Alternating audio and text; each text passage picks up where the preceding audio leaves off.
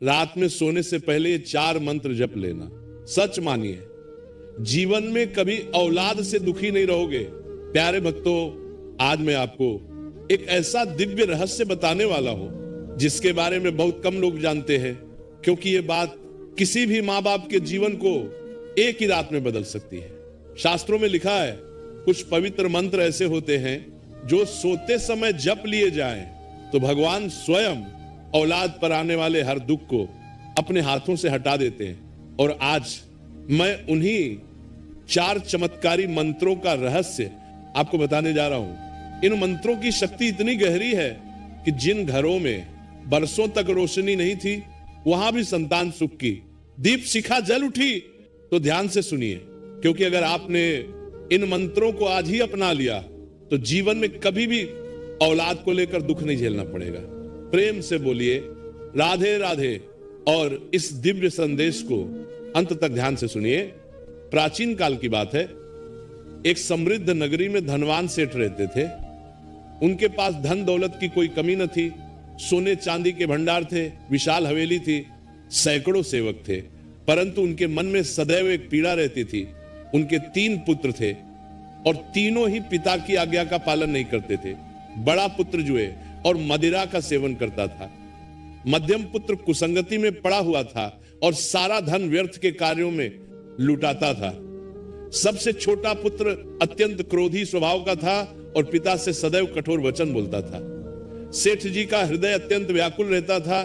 रात्रि में नींद नहीं आती थी।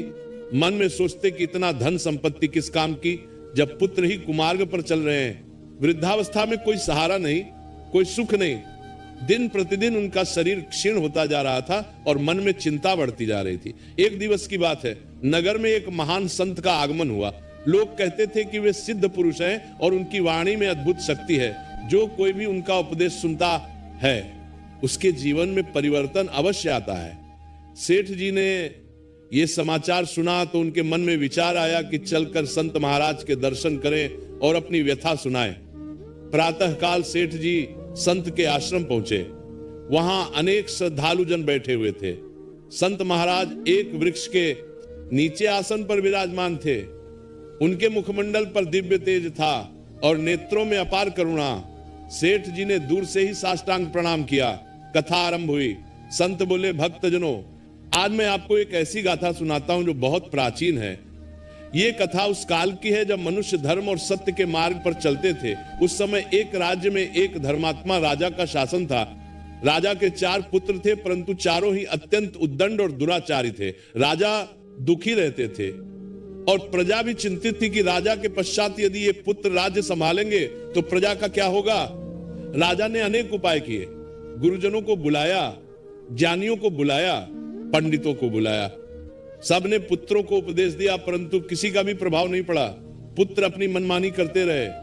राजा का हृदय टूटता जा रहा था। एक रात्रि की बात है, राजा को स्वप्न आया। स्वप्न में एक वृद्ध तपस्वी प्रकट हुए।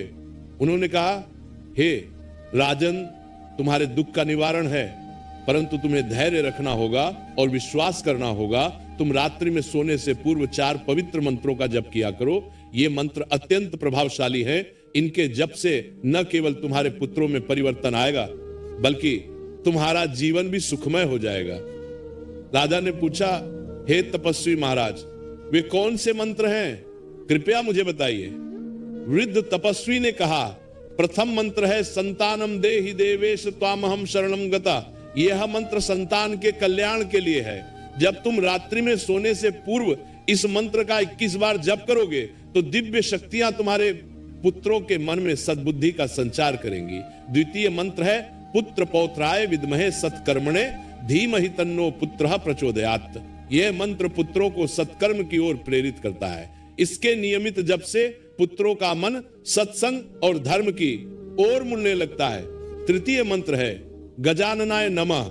भगवान गणेश पुत्र प्रेम के देवता हैं और माता पिता की सेवा के आदर्श हैं। इस मंत्र के जप से पुत्रों के हृदय में माता पिता के प्रति सम्मान और प्रेम जागृत होता है। चतुर्थ मंत्र है श्री रामाय नमः। भगवान राम पितृभक्ति के सर्वोत्तम उदाहरण हैं। उन्होंने पिता की आज्ञा के लिए राज्य का त्याग किया और वन में 14 वर्ष व्यतीत किए।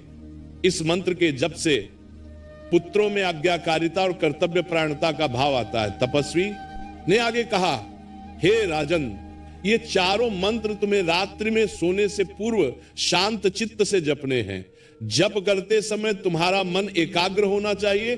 तुम्हें पुत्रों के प्रति क्रोध या द्वेष नहीं रखना है, केवल प्रेम और करुणा का भाव रखकर इन मंत्रों का जप करना है। धीरे धीरे तुम्हारे पुत्रों में परिवर्तन दिखाई देगा। राजा ने पूछा, कितने दिनों तक जप करना होगा? तपस्वी बोले, 21 दिनों तक निरंतर जप करो, एक दिन भी विराम मत करना। यदि किसी कारणवश एक दिन छूट गया तो पुनः प्रथम दिवस से आरंभ करना। 21 दिनों के पश्चात तुम स्वयं परिवर्तन देख पाओगे। स्वप्न समाप्त हुआ और राजा की नींद खुल गई। दिन खुल गई, राजा की नींद खुल गई। बींजन प्रथम को रोज तक पुनः प्रथम दिवस से आरंभ करना। प्रातःकाल राजा ने निश्चय किया कि वे इन मंत्रों का जप अवश्य करेंगे। उस रात्रि से राजा ने मंत्र जप आरंभ कर दिया। प्रथम रात्रि जब राजा ने मंत्र जप किया तो उनके मन में अद्भुत शांति का अनुभव हुआ। वर्षों से जो चिंता और व्याकुलता थी वह कम होने की लगी। राजा ने सोचा कि यदि केवल मंत्र जप से ही इतनी शांति मिल रही है तो अवश्य ही इन मंत्रों में दिव्य शक्ति है। दूसरे दिवस राजा ने पुनः रात्रि में मंत्र जप किया। इस बार उन्हें गहरी नींद आई और स्वप्न में उन्होंने देखा कि उनके पुत्र मंदिर में जाकर पूजा कर रहे हैं। ये केवल स्वप्न था, परंतु राजा के मन में आशा की किरण जगी। तीसरे दिवस प्रातःकाल जब राजा दरबार में बैठे थे तो उनके सबसे छोटे पुत्र ने आकर उनके चरण स्पर्श किए।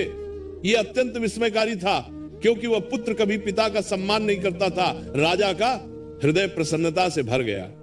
चौथे और पांचवें दिवस भी राजा ने नियमित मंत्र जप किया। धीरे धीरे उन्हें प्रतीत होने लगा कि पुत्रों के व्यवहार में परिवर्तन आ रहा है। बड़ा पुत्र जो जुए का आदी था, उसने जुआ खेलना कम कर दिया। मध्यम पुत्र ने कुसंगति छोड़नी आरंभ कर दी। सातवें दिवस एक आश्चर्यजनक घटना घटी। तीनों पुत्रों ने मिलकर राजा से क्षमा मांगी और कहा कि वे अब अपने कर्तव्यों का पालन करेंगे। राजा के नेत्रों में आंसू आ गए। उन्हें विश्वास नहीं हो रहा था कि मंत्रों की शक्ति इतनी प्रभावशाली है, परंतु राजा ने तपस्वी की आज्ञा का स्मरण किया। उन्होंने सोचा कि अभी केवल 7 दिवस हुए हैं, शेष 14 दिवस और जप करना है। यदि बीच में रुक गया तो परिवर्तन अधूरा रह सकता।